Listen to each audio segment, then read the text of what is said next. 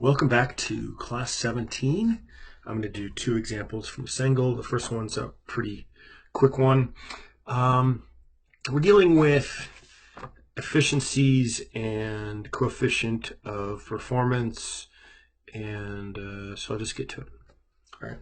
So we have net per power production of a heat engine, right? So we have this furnace and the river, and then there's a device that's in between there. Now, we don't really know what's going on inside there. We will get into those. We have seen them a few different engines inside here. But this basic idea of a heat engine is that you have a source and a sink, and this device that's in between them is able to create power. So we're told that the heat is transferred from a furnace at a rate of 80 kilowatts. So we'll say that that's going to be Q dot H at 80 megawatts, excuse me. That would be more now, wouldn't it? If the rate of heat rejection in nearby to the river is this right here, so that's going to be the low, is 50 megawatts. I want to find the net power. That's going to be, because of the conservation of energy, we're going to find that's going to be the high minus the low. And you have this in, you have this out, so right here, this is going to be out.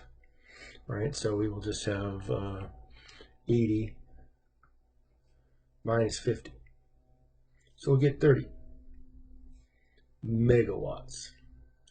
And the more important thing here, aside from the heat rejection, is what is the efficiency? We wanted to talk about the performance of this, and we will just always can remember it's what we want. We want power. Doesn't everyone want power? Power is what we want. And we can say this is out. A lot of times we'll say that it's net out, by the way.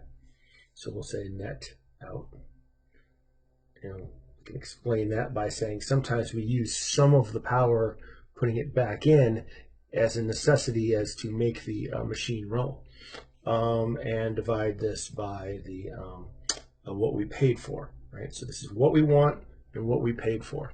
So this is how much fuel or whatever is being used to create this heat. And that's right there. And of course, this we always expect it to be less than 1. All right, and so you get 37.5% efficiency. Now, for the second problem from Cengel, this is example 6.2. We have the fuel consumption of a car. Now, I did this already in an example from Wozniacki, so in an earlier video for class 17. But this one, I don't know, this is sort of U.S. units, I guess, yeah. And this is very close to being what gasoline is in terms of BTUs per pound mass of actual fuel. So that's actually real close. And they have 65 horsepower, thermal efficiency of 24%. And so these numbers are a little bit closer to what you might expect, except that 65 horsepower is a pretty high, that's a lot of power for like cruising speed. And for what I want to do to be able to extend this example, I want to do a what if scenario and say, okay, so what if this was the average power that a car was making? What would the gallons per mile be? Miles per gallon, excuse me. The very, very inefficient car if you were measuring in gallons per mile. So I say the output of this to the transmission is 65 horsepower, right? And that they're saying the efficiency, the thermal efficiency, is going to be 24%. And then they also said that the heating value per mass is going to be 19,000. And they're using our good friend BTU, which I know a lot of people don't like, but it's BTUs per pound mass, which is the traditional method in the United States. So we're going to find M dot. So first off, let's find out how much energy is, how much heat is being used to create this work, or this power, I should say. So remember that we had the net out, and I could call net out, by the way, divided by Q dot H. So we could find Q dot H here by taking this and dividing it by that. And so we take 65 and divide it by 0.24 and end up with 270.8 horsepower of heat transfer. If we want to make this compatible with this, we need to get this into terms of heat per time, and there is a conversion for that. So I can just write this out as Q dot, this is H, and we're going to go 270.8 horsepower. And if we look up in the back of the book, we will find this conversion of 2,545. And this is BTUs per hour per horsepower. And so we end up with a large number, 689,270 BTUs per hour. And if we want to get the mass flow, remember that we could have found the heat by taking the mass flow and multiplying it by the heat per mass. So now we can get mass flow by finding the heat rate divided by the heat capacity of the fuel. So 689,270 divided by 19,000. And this, of course, these are going to be BTUs per hour divided by BTUs per pound mass. And so we expect to get a pounds mass per hour. So 36.28 pounds mass per hour. All right, so here it answers the original question, really. They said if the car has a value, release says determine the fuel consumption of the car. But that's not a piece of information that really tells me a whole lot. I would rather know how many miles per gallon I would be getting. But in order to do that, I have to find a scenario because if you think about here, if you want to go miles per gallon, what you probably want to do is go gallons per hour and divide it by miles. Nope, other way around.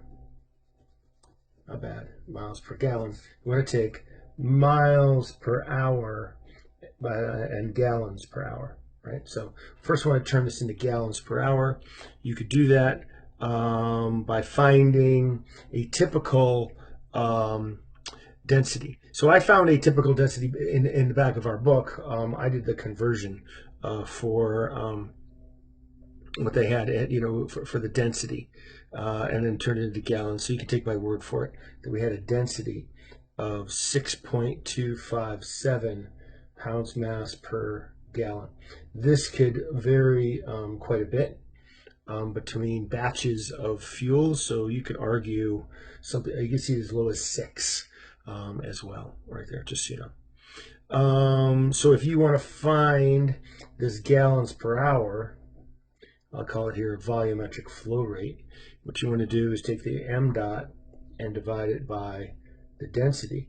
So you take your 36.28 pounds mass per hour and divide it by the 6.257 pounds mass per gallon, and you will get 5.798 gallons per hour.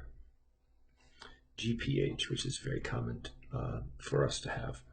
Lastly, if you wanted to, if you say, let's say, what if this was for 65 miles per hour, which is like your typical highway speed limit. All right, so we don't know, but we have to suppose that he's using 65 horsepower to maintain a constant 65 miles per hour on flat. I mean, it's just an assumption right here. What if? Well, then the miles per gallon would be 65 miles per hour divided by 5.798 gallons per hour, and you would get 11.21 miles per gallon. I guess I didn't put a units here because I defined this thing as the units. I guess I could miles per gallon right there. There you go. Which isn't very good, but gives you gives you an idea of what that 65 horsepower, what that would mean if you were requiring that much power with this thermal efficiency. But it's in the ballpark of something that you could wrap your head around.